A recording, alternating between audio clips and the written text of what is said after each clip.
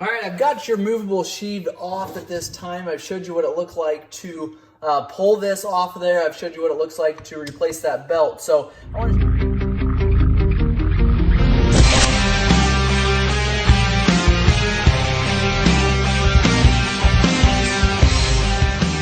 to show you what it looks like underneath up here. I want to show you how to replace these rollers. Some people call them weights, a couple different names for them. I believe technically they are rollers. They are called rollers.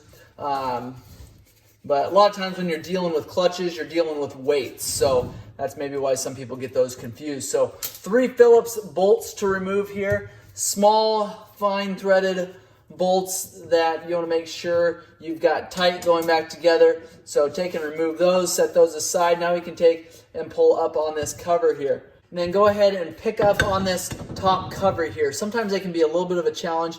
You can get something in behind there and kind of pry it up. You do want to be careful. This is aluminum parts here, and at least the sheave is, and this part can be damaged very, very easily as well as this. So you've got a O-ring. You want to make sure that you keep that handy there because you are going to need that. Now to get down into your rollers assembly here, and then your weights as well. You're going to go ahead and pull this cover off. That is what your rollers are going to look like there. I think you guys got a good angle. You'll be able to see what those rollers look like there. You can just pull those out. Now, if these rollers are bad, they'll be grooved. Now, if you stick your finger down inside of your clutch assembly here, you also may have some grooves on the backside of the sheave as well. So you want to inspect those. Now, if you have not installed your nuts carefully and properly on your clutches when replacing your belt, like the video that you guys just watched of mine, what happens a lot of times is these weights will fly apart and they'll end up just be sitting in here just like this, or they'll be down in there like that,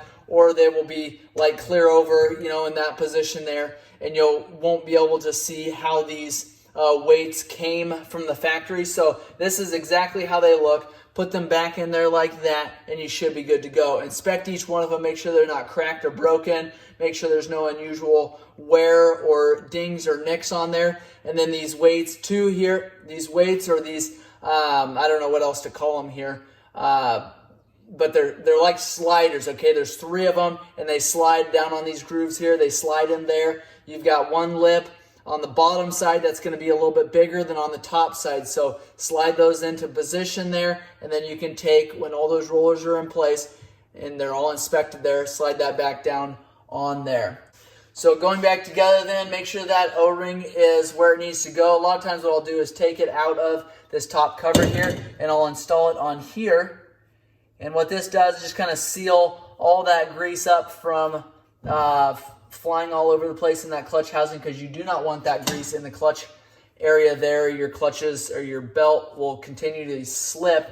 Line these 3 Phillips bolts up there and then press this together. Remember how difficult it was to pull this plate off of there? You don't want to do that twice, so make sure those are lined up the first time before going back together. So really simple actually inside of here. Not much to it, but I wanted to show you guys what that looked like there, so that you guys, if you guys had to pull that apart, you'll know exactly what you're getting into. Make sure everything's seated properly. Take and put those bolts back in there just like that. Snug those up. These don't have to be Loctited. These don't have to be like extremely tight. They are very small screws, and I don't want you stripping those off, breaking these off of there. So tighten those up, then we can put our clutch back on there. I've walked you through that process already on this previous video, or the first part of this video, so make sure you check that out. If you guys have questions or comments, again, make sure you leave those in the comments below. Give us a thumbs up if this video has been helpful. Hit the subscribe button. We've got hundreds of other videos on different motorcycles and ATVs. I want you guys to be able to service your own four-wheelers and motorcycles properly. I want you guys to know what you're doing when it comes to small engines. So appreciate you guys watching.